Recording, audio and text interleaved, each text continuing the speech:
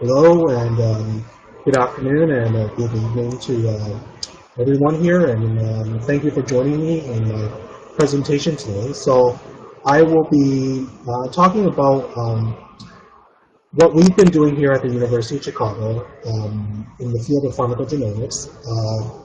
So in my presentation, I'll be going through over what is pharmacogenomics, kind of a brief history of why is it important, why we need to do this, and some of the technology that have been used in pharmacogenomics in the past 5 or 6 years or so, and what we're currently using and where the future is heading. So just a very brief introduction. Every year there's at least 2 million adverse drug reactions that occur. And of these greater than 2 million adverse drug reactions, it leads to approximately 100,000 deaths. When we look at the cost of drug-related morbidity and mortality, it's estimated to be at least $76 billion. In addition to that, of the new drugs that are being put on the market right now, about 4% of these new drugs are withdrawn due to adverse drug reactions. Just from 1995 to 2005, 34 drugs have been withdrawn, mainly due to hepato and cardiotoxic effects on the patient. And we are fairly aware of this now, that not all drugs work for all patients, and estimation is about 25 to 60% of patients are effective for certain drugs. Now, the question is, why does this happen? And this can occur for a variety of different reasons, and it can range from anywhere from patient being non-compliant, not taking the drugs, or the other spectrum is that the genetic makeup of a person makes certain patients more prone to adverse drug reactions for certain drugs. And when we talk about the genetic makeup of a person, is that for different drugs, many proteins and enzymes are involved with the metabolism of the drugs and also the elimination of the drugs from the body. So any genetic variation that affects the activity of these proteins that are involved in these processes can make a patient predisposed to the effectiveness of certain drugs. So in this slide right here, it just kind of gives you an overall idea of how effective certain drugs are. And you can see that even for well-established drugs like statins for cholesterol, it's only effective for 30 to 70% of the patients that are prescribed for this. So again, I just want to reiterate at this point that these figures here, you have to factor in that part of it is due to patient non-compliance, not taking the drug properly or taking it at the right time, but also that the genetic makeup of the patient also play a major factor in this. So with pharmacogenomics, when we look at the genotype and genes of the patient, what are we trying to get at here? And what does it promise? So what we're hoping from pharmacogenomics is that we can prescribe the right drug for the right patient at the right dose at the right time. So we call these the 4 Rs. And with accomplishing the 4 Rs, what we can hope is that we can maximize the drug efficacy for these patients, decrease adverse drug reactions. And on top of that, Big Pharma actually has started to take a big interest in this, because what they have seen is that they can actually salvage some of the drugs that have been previously failed. And we know that it costs a lot of money and resources for pharma to develop drugs. And on this slide here, there has been 3 drugs that have been previously withdrawn for various reasons. But because of pharmacogenomics, they have received a second chance, so that these drugs can maybe be very effective for a subset of patients and be a candidate for targeted therapy. When we look at the overall view of what happens when a patient takes a drug, there are several different things that we have to keep in mind. So first of all, we can start off with the drug dose. So this is the amount of drug that a patient takes. And when the patient takes the drug, then you think about what is the biological fluid concentration of the drug. So, for example, this will be the drug that you can measure in a blood sample or something. Then the next step after that is the effective site concentration. So this is when a drug is targeted against a specific protein or a specific cell type, what is the effective concentration of that drug at that site? And then at the very end, then you can see the pharmacological effect. So in the field of pharmacogenomics, there are basically 4 steps that can control and affect all of these different steps. So the first one is the absorption of the drug. The second is the distribution of the drug. Third is the metabolism of the drug. And the fourth is the excretion of the drug. So the acronym for this is called ADME. As I previously alluded to, the proteins are involved in each step of each of those 4 steps. And genetic variation in each one of the patients can affect that. And what kind of genetic variation are we talking about here? The most common ones that we are looking at are what we call single-nucleotide polymorphisms. These are single nucleotide changes within the genetic, within the genome of a person, and these can affect the protein or the enzyme that the DNA codes for. So just some quick facts about single nucleotide polymorphisms. First of all, they're not homogeneously distributed throughout the genome, so they tend to be clustered in certain areas in the genome. They usually occur in non-coding regions, so regions in the DNA that does not code for any protein, more frequently than the regions that do code for proteins. And as of 2011, the NCBI database for single nucleotide polymorphism have cataloged about 52 million different SNPs in the human genome. So what can we use the single nucleotide polymorphisms for? Well, they've been used in DNA fingerprinting.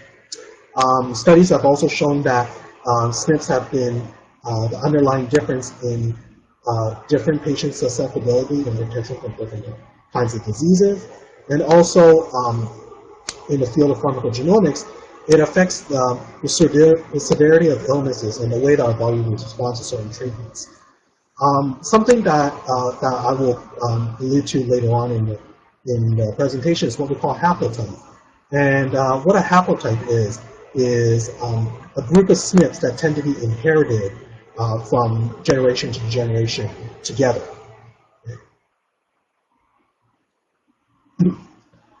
I forgot to mention this previously, but if there's any questions or anything, please wait till the end of the presentation, and I will answer them then. So continue on with the presentation here. So in the field of pharmacogenomics, there's certain terminology here. So there are mainly 4 different terminology here, depending on the severity of the loss of function. So a poor metabolizer means that there's no functional allele, meaning that in any one patient there are 2 alleles, one from mom and one from dad, and both of them are non-functional. So this is in a way kind of like the worst case scenario where you have where you basically have no enzymatic activity. The next one is intermediate metabolizer, where of the 2 alleles, only one is functional. So in this case right here, the patients tend to have a lower enzyme activity. What we call wild type, where there's 2 functional alleles, is an extensive metabolizer.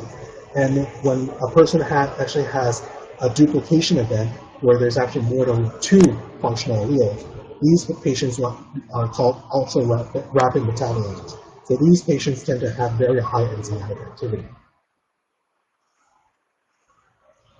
So that kind of gives us a background of what pharmacogenomics and what it can be used for.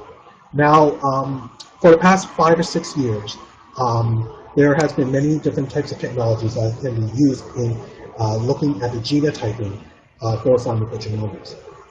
By far, the most common way for the past 5 or 6 years are DNA array-based systems. There are some real-time PCR-based systems out there. And more recently, I say within the last year or so, we're starting to see more and more adoption of DNA sequencing in pharmacogenomics.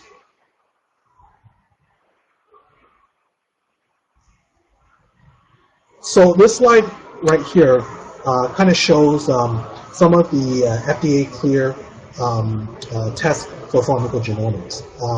All of these here are either DNA array-based technology or real-time PCR. And so you can see that there are a variety of different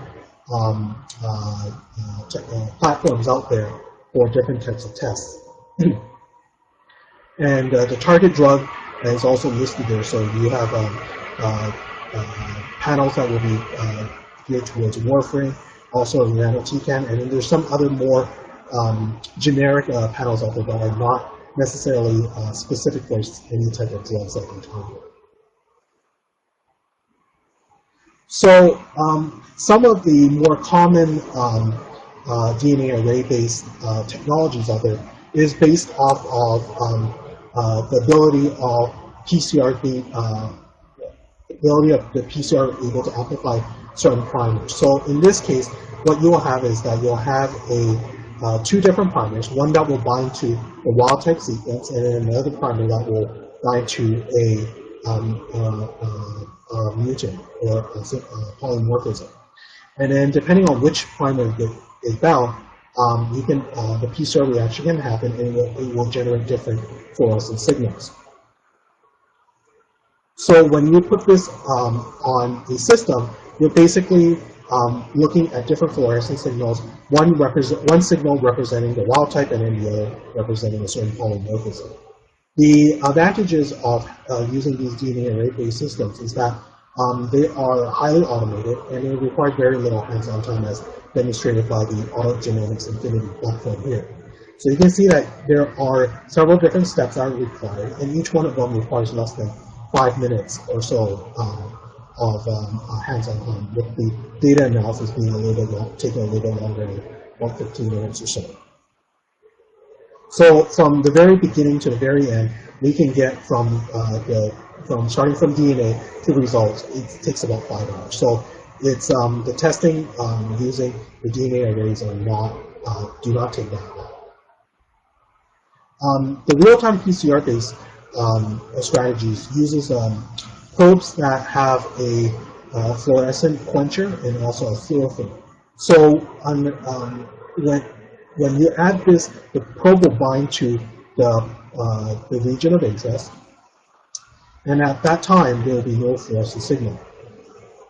So what will happen is that when the PCR, if the probe is able to bind, the PCR reaction will occur, and it will start displacing the probe. And what happens is that your probe, as it's being displaced, will get chewed up, and then the quencher will then float away from your fluorophore.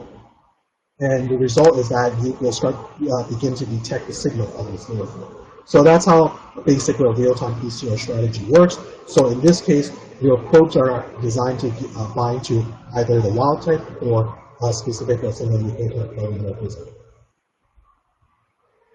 At the University of Chicago, we decided initially to implement a array-based platform, and we were using the GenMark system.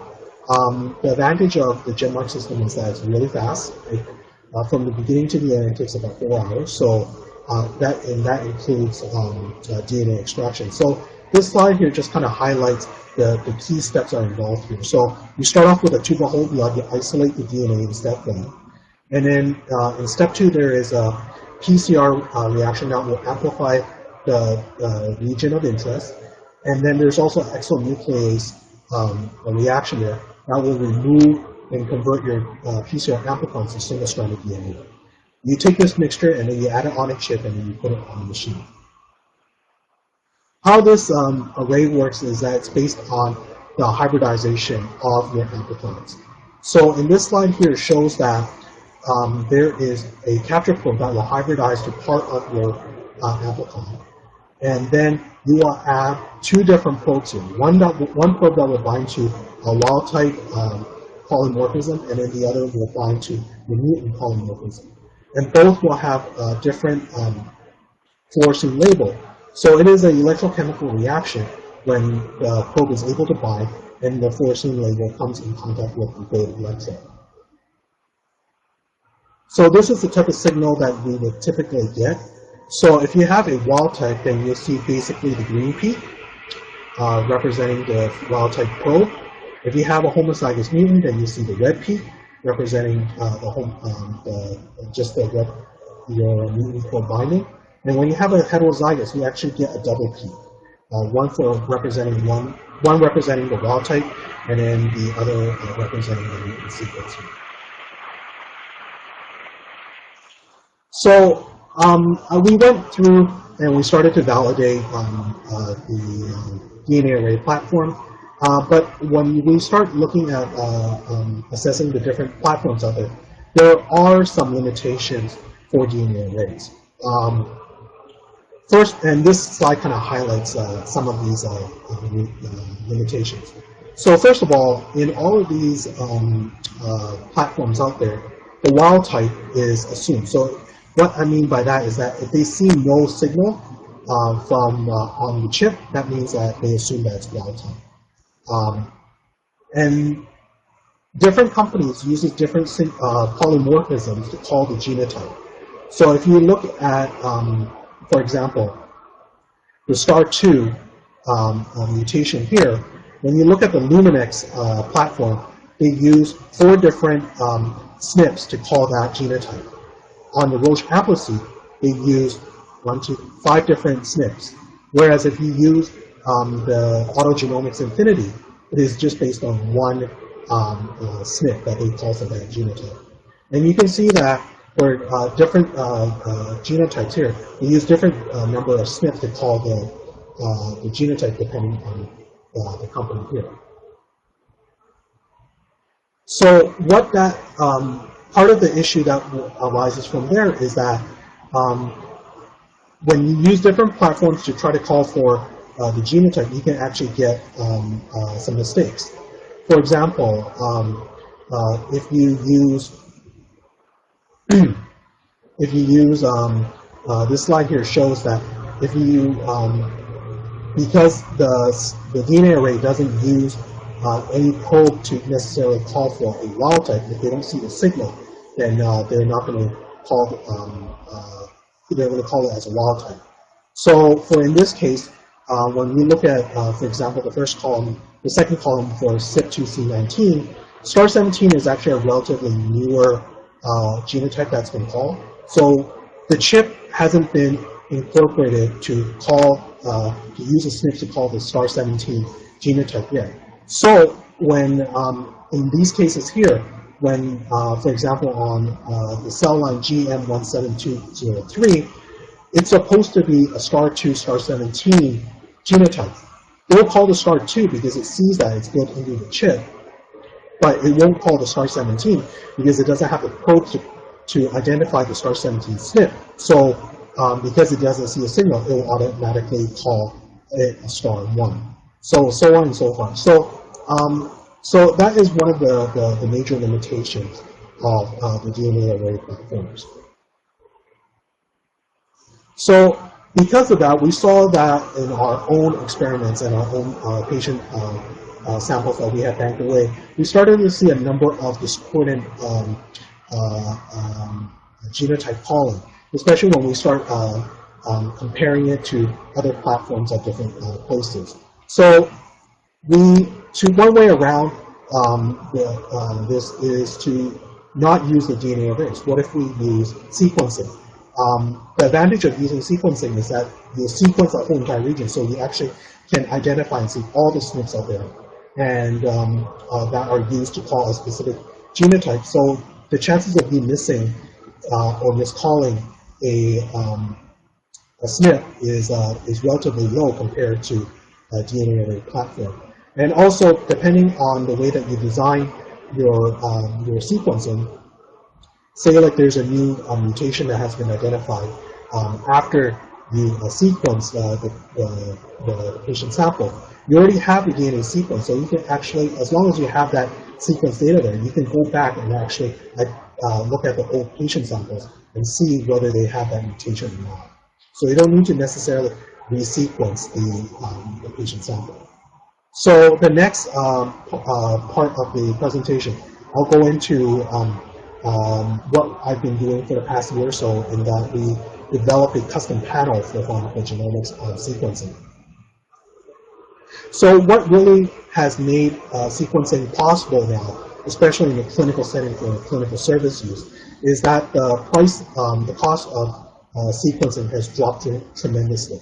So you can see in this slide here that the price of sequencing, the cost of sequencing has been trending down ever since 2001, but it hasn't really dropped that dramatically until 2007 or so.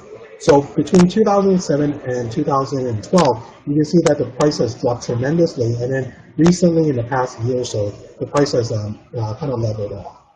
And the reason for the cost, the drop in the cost, is because new technology has emerged that allow us to sequence a whole bunch of DNA in one DNA sequencing run. So that kind of decreases the cost for sequencing DNA. So there are mainly two competing technologies out there right now for next generation sequencing, and they both have a similar goal. So in order for next generation sequencing to work, you want to generate a whole bunch of clusters of unique DNA fragments. The first section here on the figure is what the Illumina system uses. What they have is that they have DNA sequences that are immobilized on a solid surface. So when you add your genomic DNA to it, it will bind to these probes. And the way that it will bind is that it will form a bridge. And when you start doing a PCR amplification there, then the end result is that you'll have individual clusters of the same DNA sequence on these mobile slides.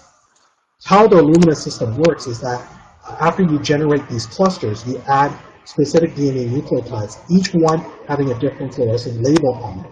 So when one specific nucleotide is incorporated into the sequencing reaction, it will generate a different fluorescent light. And then there are imaging optics there that will capture every single one. So depending on the type of fluorescent signal that you'll see after each addition, the machine is able to tell what DNA base was incorporated into it. The other major competing next generation sequencing technology is one that is based off of the ion torrent and also the Roche 454 chemiluminescent sequencing.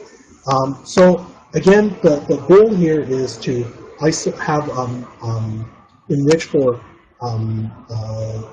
one DNA sequence, but instead of doing on clusters on a solid surface, what they do is they immobilize each DNA sequence on a bead. And how they achieve that is they have a oil's water emulsion, where you have small little water droplets inside this solution of oil. Each one of these water droplets contain a single bead, and on these beads actually have a DNA sequence that will bind to the DNA that you want to sequence. So the idea here is that you want to have one DNA sequence in one bead in one water droplet. So when the PCR reaction happens inside one of these water droplets, only one DNA sequence will be amplified and be mobilized on each bead here. These beads are then added to a whole bunch of small little wells, and a sequencing reaction will happen in each one of these wells. So each one of these wells will then have a different DNA sequence in it, so that you can sequence and determine the sequence of each one of those wells for the DNA that's amplified on these beads. So when you first want to design a sequencing panel, what are some of the steps that are involved here? We're going to kind of go through step by step what is the thought process behind designing these kind of panels. So the first thing that you want to do is identify the regions of genes of interest that you want to look at. So once you identify and know which areas that you want to sequence, there are mainly two different routes that you can take. you can look what is commercially available, or you can design your own kit. So some of the advantages of using commercially available kits is that they tend to cover a wider variety of different genes, and they tend to be a more general, broad approach to what you're looking for. The downside of using commercially available kits is that if you're looking for specific regions, some kits may or may not cover that region, or even the SNPs that you're interested in. And the other thing is that when you start looking at some of these commercially available kits, they might require some additional proprietary instrument in order for you to use a kit.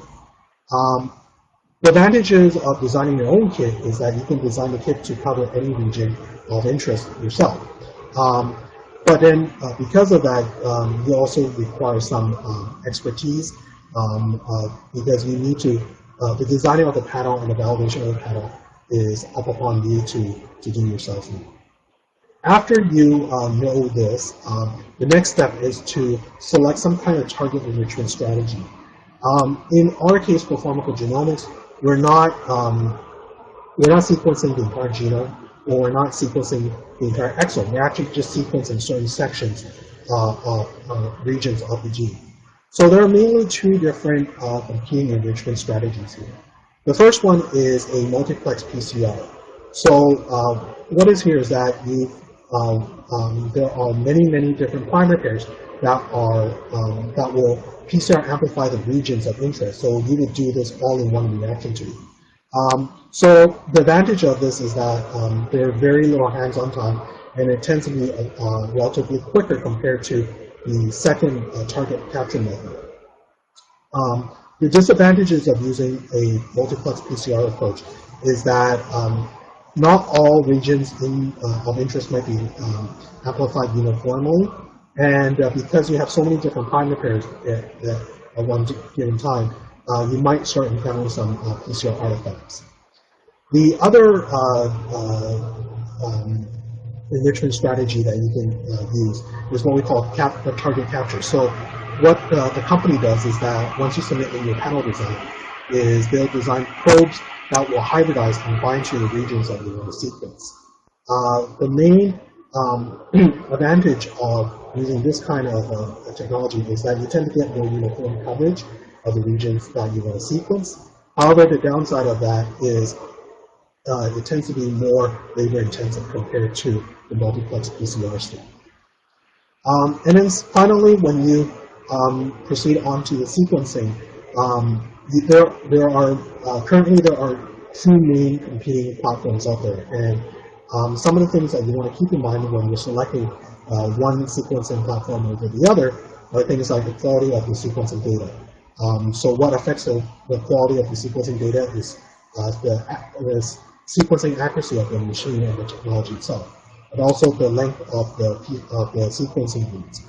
Usually the longer the routes, the more easier it is for you to align your sequencing data afterwards.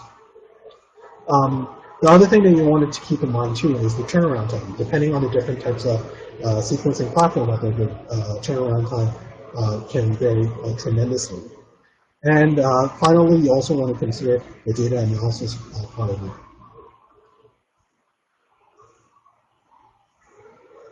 So when you're designing a panel, first you want to choose the regions of interest, and there are several different ways that you can do that. You can either sequence the entire gene, you can sequence just the exons and the flanking regions of the exons.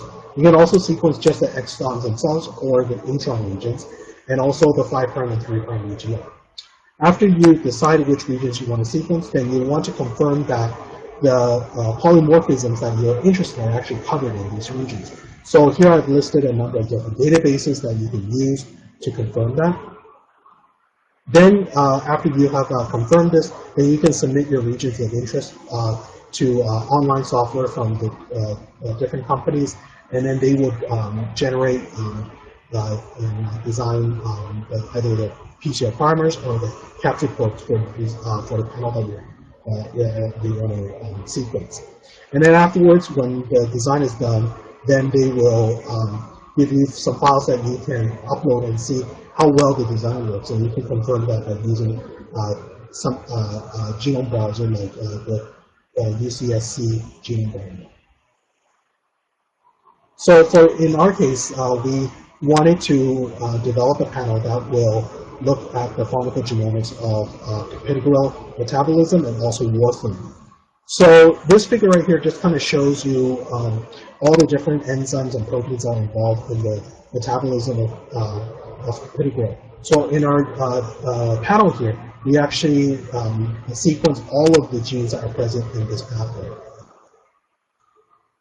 In Warfarin, this figure here just shows the number of different proteins and enzymes that are involved with the metabolism of Warfarin, and proteins and enzymes that are boxed in blue, those are the ones that we targeted.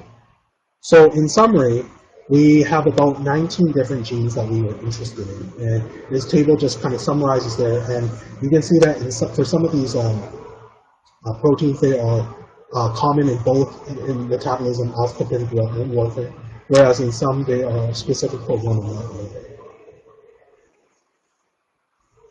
So after you decided which regions that or genes that you want to sequence, then you go online to any one of these companies that provide these custom panel designs, and you just enter it into their software. So there's several different ways that you can enter the regions of interest. So this screenshot here shows that I entered in the actual gene, the name of the gene that I'm interested in sequencing. For those of us that are a little bit more familiar with molecular biology and genomics, you can also enter in the chromosome region and location into the program, and instead of just the gene name. So when your panel is finished designing, and you'll get a report back, and this is a screenshot of what the report will look like. And basically, some of the data that you can get from this is how big your the number of regions that you're going to end up sequencing, the total amount of genomic sequence that you are going to get from one of these targeted sequencing runs, and more importantly, the amount of area that is being covered from the panel. So when you proceed on to look into this in further, not every single region that you want to sequence will be captured. It's very rare that you'll get 100% coverage on every single gene that you want to sequence. So in our case, we decided that anywhere 97% and above is considered acceptable. So for our 19 gene panel here, and here are the results, and you can see that we get fairly good coverage for most of the genes that we are interested in. So they range anywhere from 91% to 100% coverage. So I mentioned before that you can also get some files from these design software where you can upload onto the UCSC genome browser. And this is a screenshot of me doing that. And you can see that there are mainly 3 tracks there. There's the first track is the analyzable track. So this track right there is the region that the panel will capture for sure. And then the next track down, you'll see is what they call the non-cover track. So these are the regions that you want to sequence, but then the technology, enrichment technology that you use, they cannot amplify that region, capture that region. The third track is your region of interest. So these are actually the areas that I'm interested in sequencing. And you can see that it will also align to the gene that you also that you are interested in. So we, at the University of Chicago, we decided to use the Ion Torrent as our sequencing platform. And we decided to use the target capture method to isolate the regions of interest. And the main reason why we decided to go with the target capture was because it provided a much more uniform coverage of the regions that we would sequence. So when you are talking to one of the sales reps from either one of these companies, you'll get a diagram like this, where they tell you that these are typically the time that it takes for each step during the procedure. I would take these times with a grain of salt, because these are sometimes, from actually using the machine itself, there are some key steps that are omitted from this workflow. For example, they quoted the library construction is 2 hours. For us, we decided to use a target capture, so we used a Haloplex technology, and that actually takes about 9 hours for you to construct your library. The other thing that we found that is very crucial in our workup is that between the template preparation step and the actual sequencing run, there's actually a quality control step that you want to check your template before you put onto the sequencer, and also you need to enrich for the sequences that you want to sequence, and this actually adds on an additional hour. So depending on the type of sequencing platform that you use and the type of enrichment technology that you use, the overall workflow and the time that it takes can vary tremendously. And the part that nobody kind of talks about when you're buying or deciding on which DNA sequencing platform to use is also the post-sequencing data analysis. And that will depend on how the complexity of your report that you want to generate, and also the size of your DNA panel that you want to sequence. So briefly, I just want to go over Haloplex and how does Haloplex work. So what you do in Haloplex is that you take your genomic DNA and then you use 8 different pairs of restriction enzymes to digest the DNA. So what you do, the end result of that is for any one region in the DNA, you'll have different fragments, restriction enzyme fragments, that will be covered. And because of that, you will actually get much more uniform coverage for a region of interest. So after you do the restriction enzyme digest, then the company will provide you specific DNA probes that will bind to the region of interest. So the probe has 2 components. One is a sequence-specific probe that will bind to the region of interest, and then the other is a piece of DNA that serves as a primer binding site for PCR amplification in the next step. So after you capture and isolate your regions of interest, then you add the PCR primers that are provided by the kit, and it will amplify all of your target capture regions. And actually one of the PCR primers actually has a molecular barcode. So what a molecular barcode is it's anywhere from 6 to 10 unique DNA nucleotides that will help identify certain library preparations. So what this allows us to do is we're able to multiplex and run multiple patient samples in one sequencing run, because the molecular barcode for each patient sample is different. So, and then at the very end of the PCR reaction is in the middle you'll have the region of interest that you want to sequence. You'll have the molecular barcode, and then at the very end are the 2 regions where your sequencing parameters are done. When you purchase and design your own Haloplex panel, as part of the kit, you also get a predicted trace of the expected amplicon size. So for our panel right here, we expect our majority of our amplicons to be somewhere between 200 and 500 base pairs. So when we actually did our Haloplex isolation from our genome, we were able to get our amplicons to be within the specified range. So the majority of our amplicons are between 200 and 500 base pairs. So the next step is the template preparation step. So previously I mentioned that there are 2 different ways of amplifying the DNA on solid phase support. One is the Leung, where we use a bridge-based PCR. On the ion torrent, it actually uses the emulsion-based PCR here.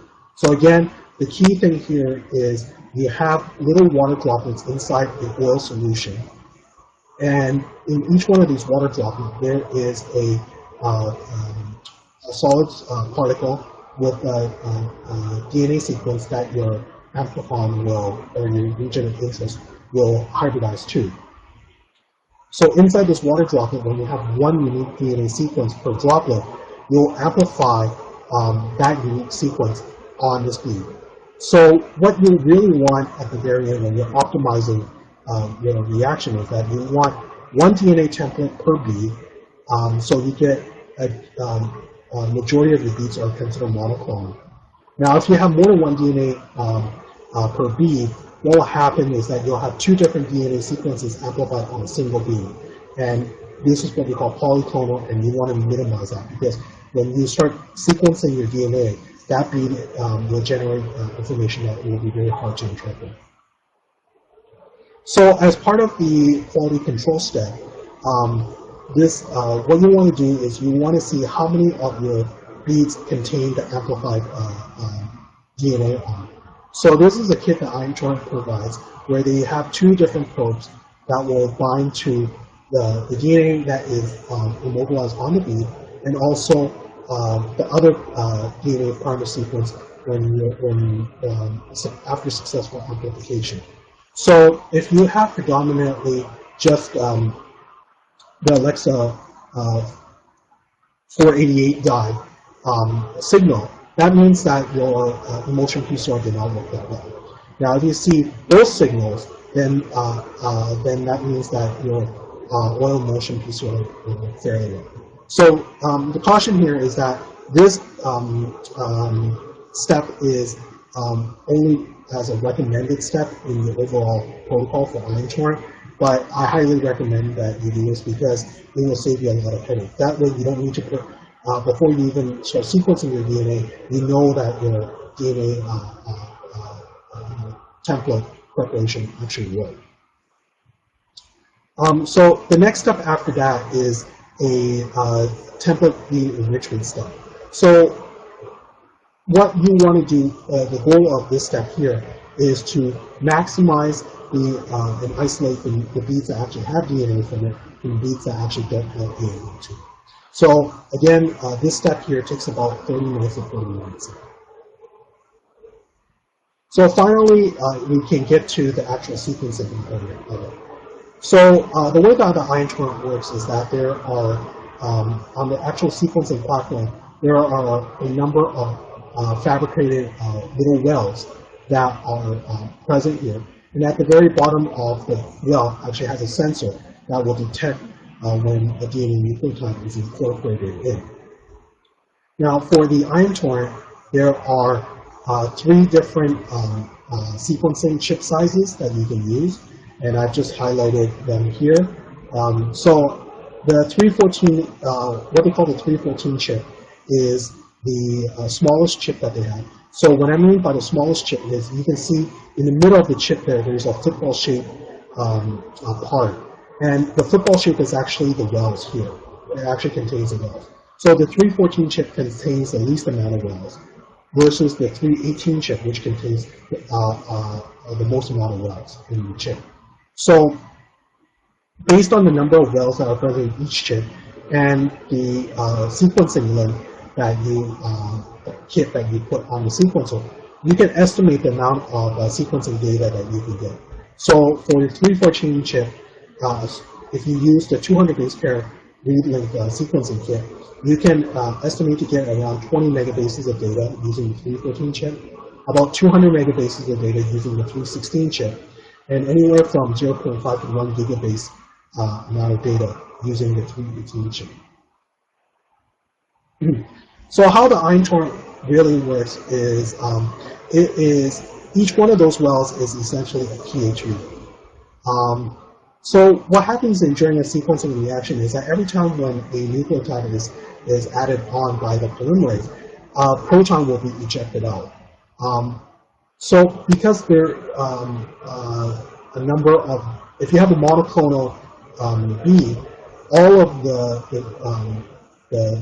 nucleotide that will be added at any one given time, it will be the same for all the DNA sequences on that bead. So you'll actually release a large number of protons, and at the bottom of the well, there's actually a layer that's built into the chip that can detect the pH changes when a nucleotide is incorporated in. So how the sequencing reaction actually works is that in any one step, 4 different DNA nucleotides are flowed into it.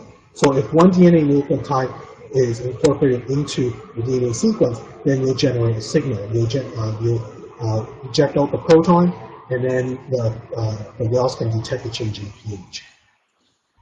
If the DNA base is not incorporated in, then you will not see a signal for that base.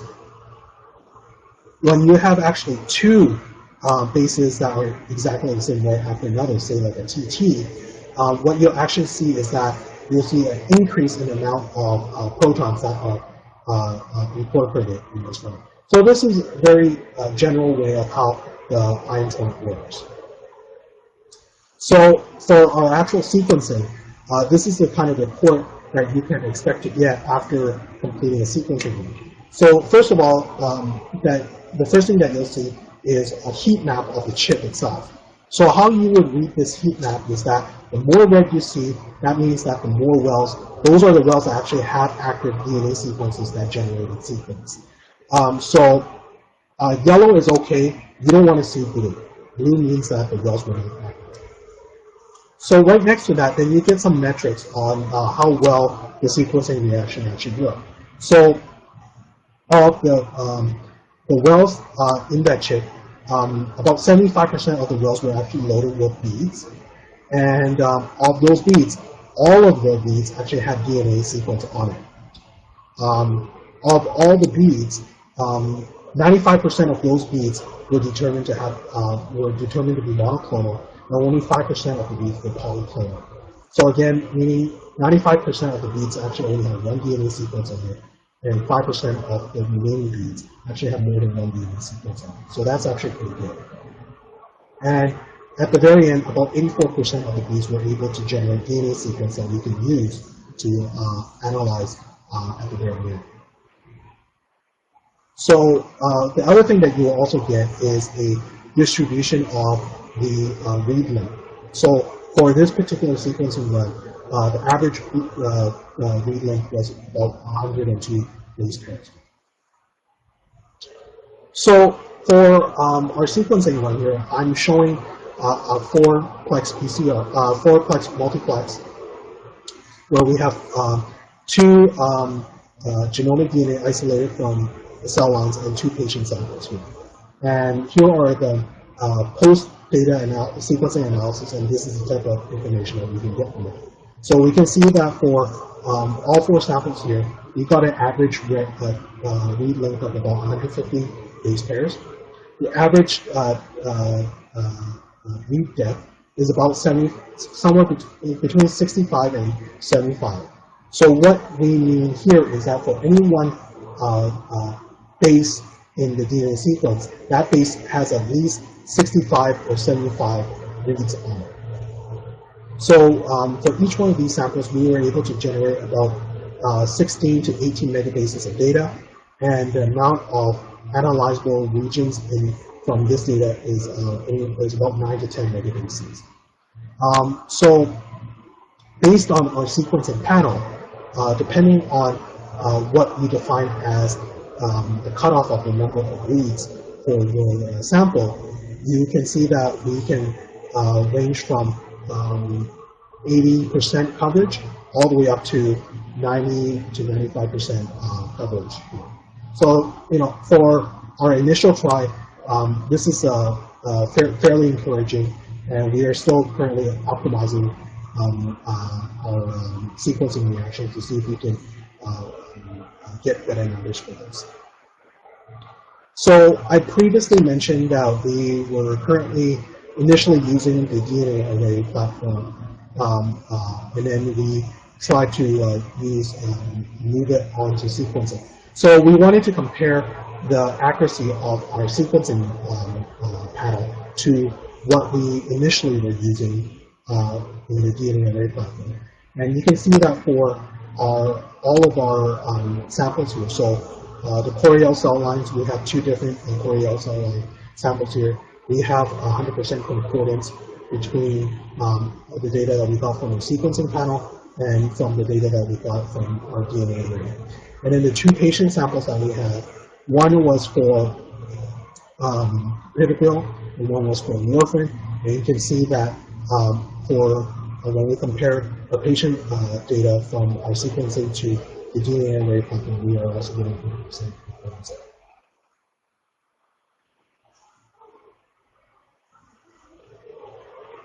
So that kind of shows us where we are at right now. So we're still in the process of validating our DNA panel right here, our DNA sequencing panel right now.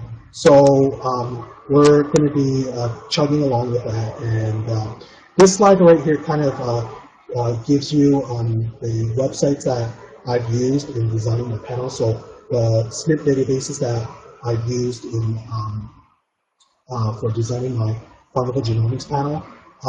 The middle part of the slide here shows the custom panel design websites that you can use. So the Life Technology AmpliSeq website, that is the one that is the multiplex PCR technology that you want to use. The Adjuvant Sure Design is the one where you use target capture technology. So we use that one. So I went to the Sure Design website. So the screenshots that you saw in the presentation are actually from that website. And finally, here is at the very bottom here, this is the address for the UCSC Genome. So just to briefly conclude, so pharmacogenomics is, we're starting to see, at least at our institution, it's going to be used more and more in clinical decision, making up clinical decisions, because clinicians want to know what drugs are effective for their patients. And if they can get that information beforehand, that's all the better. Currently, even right now, most of the genotyping assays that are used are either DNA array or real-time PCR based. They're quick, but I've highlighted some of the limitations for each one for those assays. Because of those limitations, it's very important for a clinical lab to actually validate each one of these assays before they actually put into clinical use. And finally, because of the reduction in cost and the increase in the speed that it takes to generate DNA sequences by DNA sequencing, it has been a much more viable technology now for the clinical implementation of pharmacogenomic genotyping.